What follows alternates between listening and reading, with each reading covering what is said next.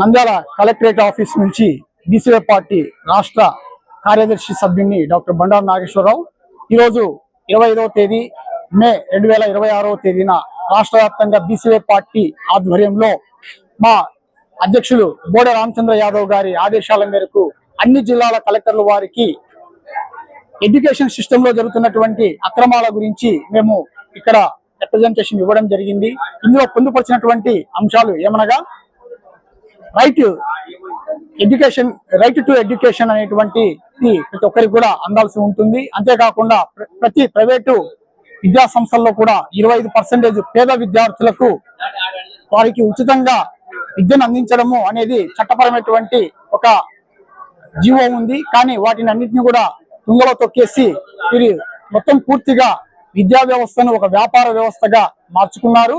అంతేకాకుండా ఎవరెవరికైతే కనుక free education ఇస్తూ ఉన్నారో 25% వారి పేర్లు వివరాలను మొత్తం కూడా డిస్ప్లే చేయాల్సి ఉంటుంది. అంతేకాకుండా ప్రైవేటు సంస్థలలో విద్యా సంస్థలలో పనిచేస్తున్నటువంటి టీచర్లకు చాలా మానసిక ఒత్తిడిని కలిగిస్తా ఉన్నారు. ఎంతమంది స్టూడెంట్స్ ఉన్నారో వారికి తగ్గట్టుగా రేషియో ప్రకారము ఉపాధ్యాయుల నియామకం జరగాల్సి ఉంటుంది. మరియు పని ఒత్తిడి కూడా తగ్గించాల్సినటువంటి ఆవశ్యకత ఉంది.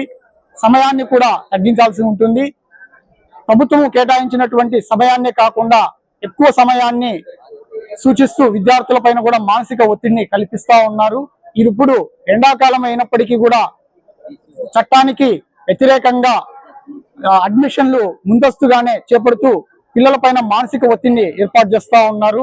ఇంతేకాకుండా ఎడ్యుకేషన్ సిస్టమ్ లో ఉన్నటువంటి అవకతవకలన్నింటినీ కూడా తొలగిస్తూ రిప్రజెంటేషన్ ఇవ్వడం జరిగింది.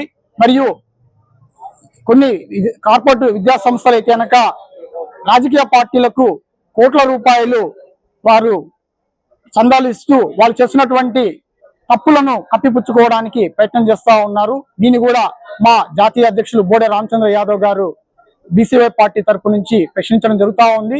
కాబట్టి ఈ రోజు రాష్ట్ర వ్యాప్తంగా అన్ని కలెక్టర్లు ఏటీ ఆఫీసులలో కూడాను మా రిప్రజెంటేషన్స్ ఇవ్వడం జరిగింది. వీటికి అనుకూలంగా ప్రభుత్వం స్పందిస్తుందని చెప్పేసి మేము భావిస్తా ఉన్నాం. కాని పక్షాన రాష్ట్ర వ్యాప్తంగా ప్రజల మద్దతు కూడబట్టి మేము ఖచ్చితంగా ప్రజా పోరాటం చేస్తామని చెప్పేసి తెలియజేస్తా ఉన్నాం.